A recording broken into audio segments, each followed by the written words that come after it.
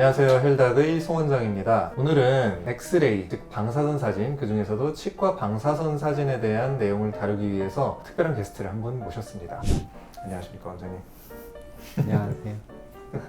소개 좀 간단히 해주세요. 저는 연세 흑치과 원장 박혁이고요. 영상치유학과 전문의입니다. 불러주셔서 감사합니다. 영상치의학과 전문이라고 하시면 엑스레이, 방사사진 이런 거에 대해서 전공을 하셨고 맞나요? 그렇죠. 치과 쪽에서 영상을 다루는 모든 분야를 생각하시면 될 것 같고요. 주로 엑스레이라고 얘기하는 것들, 방사선 사진 관련된 것들을 촬영하는 건 아니고요. 판독을 위주로 하고 있습니다. 원장님, 치과에 가면 파노라마 사진 이런 엑스레이를 찍자고 하잖아요. 그거를 왜 찍자고 하는 건가요? 일단 치과 치료에 있어서 방사선 사진이 꼭 필요합니다. 눈으로 보고 입안에서 보고 그다음에 두드려 보고 만져보고 하는 것도 충분히 도움이 되지만 일단 치아 자체가 뼛속에 박혀 있기 때문에 내부를 봐야 그래서 정확한 진단이 되고 그거에 따라서 치료 방법이 달라지기 때문에 방사선 사진은 꼭 필요한 거죠. 눈에 안 보이는 부분도 중요한 것들이 있기 때문에 그러면은 치과에서 주로 찍게 되는 방사선 사진의 종류가 여러 가지가 있는 것 같은데 어떤 게 있나요? 치과 한 번이라도 가보신 분들은 이제 아실 건데 제일 먼저 이제 큰 사진, 작은 사진 이렇게 보통 얘기를 합니다. 큰 사진은 이제 얼굴 전체를 보여주는 파노라마 사진을 얘기하는 거고요. 작은 사진이라고 얘기하면 이제 입안에다 어떤 걸 넣어서 센서라든지 아니면 필름을 넣어서 촬영하게 되는 분해 사진을 얘기하게 되고요. 그런 것들이 이제 용도에 따라서 각각 필요하기 때문에 촬영을 하게 되는 거죠. 큰 사진이라고 하면은 이름이 파노라마.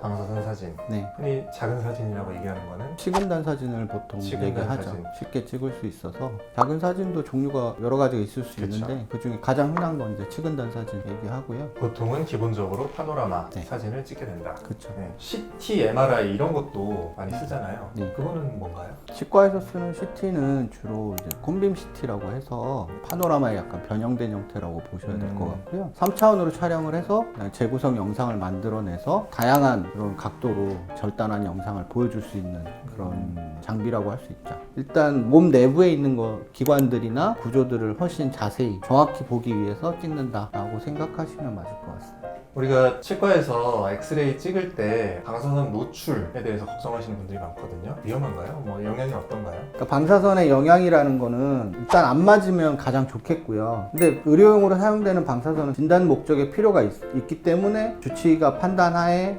이거는 이 정도의 노출은 감수하고라도 찍어야겠다라고 해서 찍는 거고요. 그래서 잘 통제되고 있는 상황 하에서 촬영을 한다면 충분히 이용이 가능하다고 생각하고 그렇지만 이제 걱정이 되시는 분들을 위해서 납 방호복이라든지 이런 보호 장구를 사용할 수도 있겠죠. 아주 영향이 없다라고 얘기하기는 어렵기 때문에 조심은 해야 되지만 아주 적은 양이다. 설명을 드리자면 굉장히 강한 자외선 이 쬐는 바닷가에서 선탠을 한 3, 4일 정도 휴가 가서 3, 4일 정도 선탠을 쭉 했다. 그 정도 받는 양을 요거 촬영 한 번에 받는다 라고 생각하시면 쉽게 이해가 가능하실 것 같고요. 크게 위해하다고 보기는 어렵다는 거 말씀드리고 싶고요. 방사선의 영향이라고 하면 급성으로 나타나는 영향이 있을 수가 있고요. 이런 거는 후쿠시마 핵발전소 사고라든지 체르노빌 핵발전소 사고 같은 그런 경우에 투입된 인력들을 보시면 머리가 빠지고 피부병이 나타나고 심하면 이제 사망에 이르는 그런 영향들이 나타나게 됩니다. 그런 걸 급성 영향이라고 하고요. 만성 영향은 이게 역치가 있거나 아니면 얼마를 맞으면 위험하다 이런 게 없어요. 그냥 확률적으로 확률이 높아진다. 계속 노출됨으로 해서 확률이 높아진다 정도로 생각하시면 될 것 같고 그런 영향이 하나를 맞아서 나타난다? 10개를 맞아서 나타난다? 이런 건 아니에요.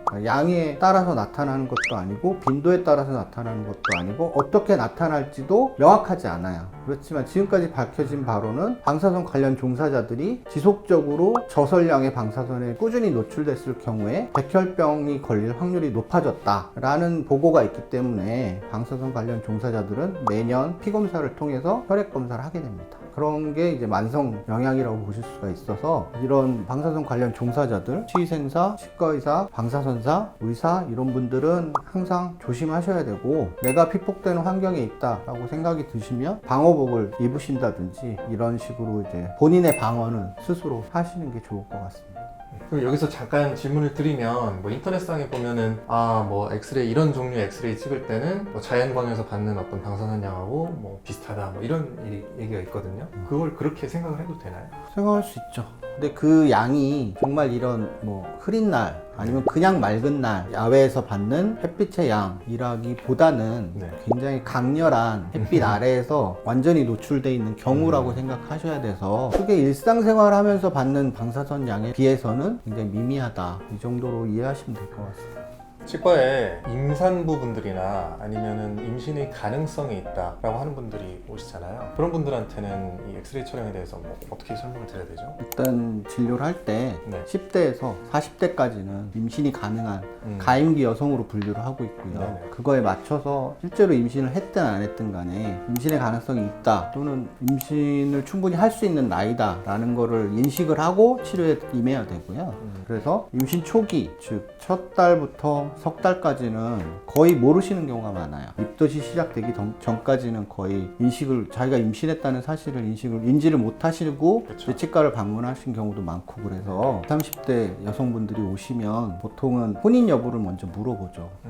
물어보고 혹시 임신을 하실 가능성이 있냐 없냐를 일단 물어보게 됩니다. 그거에 대해서 이제 저희 같은 남자 의사들이 물어보게 되면 거부감을 느끼시는 분들이 있어서 이건 보통 직원들이 문진을 통해서 확인을 하게 되고요. 그래서 아니다라는 걸 일단 듣고 진료를 하더라도 엑스레이 촬영은 굉장히 최소로 내리는 편이고요. 가능하면 임신 초기와 말기 8개월부터 10개월, 이제 출산에 임박하신 분들은 또 조산의 위험이 있기 때문에 임신 초기와 말기의 분들은 치과 치료는 가능하면 피해 주시는 게 좋겠고요. 그런 분들이 오시면 저희도 아주 아프시지 않으면 좀 치료를 미뤄라 이렇게 하는 편이고, 정말 아프시다면 정말 급한 치료만, 딱 아픈 것만 없앨 수 있는 치료만 하는 걸로 하고 있습니다.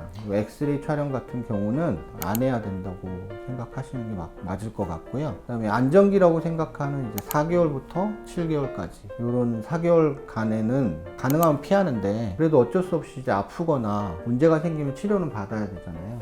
그래서 그런 부분들은 굉장히 조심해서, 안정기라고 해도 아무래도 뱃속에 태아가 있으니까 뭐 마취라든지 투약 좀 자제하고요. 엑스레이 찍을 때는 확실히 방호복을 입히고 촬영을 하게 됩니다. 그러니까 엑스레이 치과 방사선 사진 자체가 태아한테 미치는 영향은 사실 거의 없다고는 보기는 보지만, 이제 뭐 여러 가지 요인들, 뭐 산모가 받는 어떤 스트레스 뭐 그런 것도 사실 포함이 될 수도 그쵸. 있는 거고, 그런 이유에서 초기하고 말기에는 정말로 너무너무 꼭 필요한 경우가 아니면은 안 하는 편이고, 네. 한다고 하면은 가급적이면 중기 정도에 네. 하는 편이고, 그리고 하더라도 또 납복이나 이런 것들 방호구들을 충분히 입고 하면은 네. 걱정을 안 하셔도 될 거다. 네. 그렇게 이해하면 되는 거죠. 건강을 구독하세요. 네, 오늘 이렇게 영상치의학과 전문의 박혁 원장님 모시고 치과 방사선 사진 촬영에 대해서 얘기를 나눠봤습니다. 도움이 되셨다면 좋아요, 구독 부탁드리겠습니다.